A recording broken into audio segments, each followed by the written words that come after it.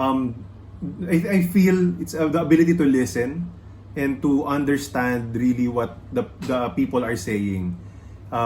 Kasi I think ganun eh. I mean, although people would say magaling ako magsalita, but in reality, in a crowd, I usually just tahimik ako eh. 'Di ba si baby nga inaasar ako na laging seryoso, ganyan. I observe. I think I love observing people before I butt in or before I give my 2 cents, yung ideas ko, ganun.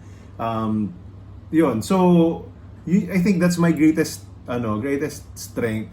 I have the ability to also keep people together as much as I can. Like, of course, minsan may mga nangyayari talaga yung yung hindi pagkakaunawaan eh, 'di ba? There will be conflict in the team.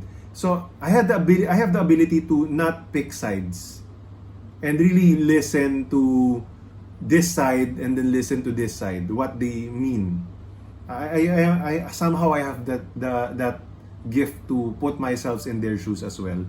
Pero usually hindi ako nang kakampi. Kunyari pagkausap ko si Rich, kausap kita, at mayroon kang reklamo let's say kay Cedric, I will also check on what's your responsibility, why is this happening, ganon. And then kay Cedric, pag siya naman yung may mga reklamo or concerns, ibabalik ko sa kanya eh.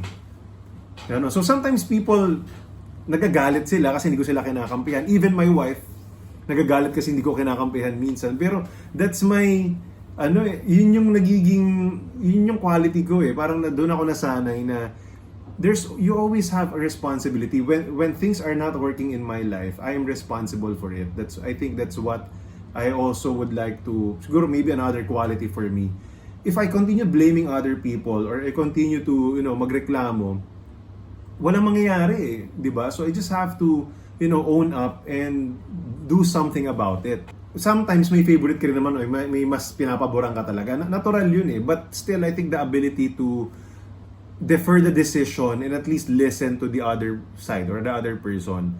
No, so minsan naman minsan nga may feeling ka talaga siya talaga yung tama eh. But somehow you also wanna hear the other person's side kasi kesa i-judge ko and pagalitan ko kagad, I would want to listen also, and I can also use that relationship na hindi na tarnish to coach the person at fault. Parang ganon. So di ba kapag I would want to listen and ask first ulit. Kung kahit siya talaga yung may problema, kesa atakihin ko, di ba? I would just like to ask them first na, sige, bakit ganyan? Ganon. So, but of course, it also takes relationship din. Ang hirap din naman kausapin yung taong hindi mo pa rin ganon ka-close, di ba? Mahirap din eh. So, yeah, maybe I'm talking about, let's say, if you have leaders, no, I have that certain expectation kung mga generals ko or leaders ko na may somehow mas higher level of awareness that we can talk about these things, parang ganon. Wag kayo masyadong mabilib in a way na lahat nakakausap ko, hindi lalo na pag hindi ko masyadong ka-close, ayoko rin kausapin. I also have that fear. So yun yung reality. So di ba? So what I would want is I would wanna talk to my leader, kausapin niya yung tao niya. Pag hindi ko masyadong ka-close, dapat iba rin yung kumausap, di ba? Parang gano'n. Ayun. Maybe, and again, siguro ito, I just have an idea. I think the best way to make sure we handle these types of conflict is, in the first place, building the culture. When we build the culture of giving feedback and being open to feedback, okay lang yan. And it starts from us. Ako kasi, one of my qualities as well is, it's okay if you give me feedback.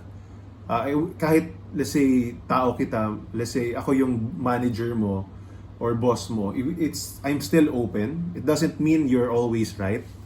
Pero kasi pag may feedback, ibig sabihin that's how other people perceive me. Maybe hindi yun maybe that's not what I mean, but kung yun ang nakarating na message sa kanila, it's also a feedback for me that I'm communicating things differently. 'Di ba? Baka mali, right? So that's why I always listen. It doesn't mean I will always implement what you're saying. Pero dahil yun na nakakarating sa'yo at na-offend kita kahit hindi ko minimean, ibig sabihin, most probably, that's how I come across. 'Di ba? So hindi ko yan nakukuha sa simula agad, pero pag paulit-ulitan lang, shit, parang mali ako ah. Parang may mali pala ako, gano'n So somehow, yun nga, it takes maturity to do that. That's the truth. Ayun. But I think I have somehow, hindi naman mastered, but grown myself towards that direction. I mean lalo na pag boss ako, di ba? Boss ako ba't ka ayaw mong sumunod? Di ba?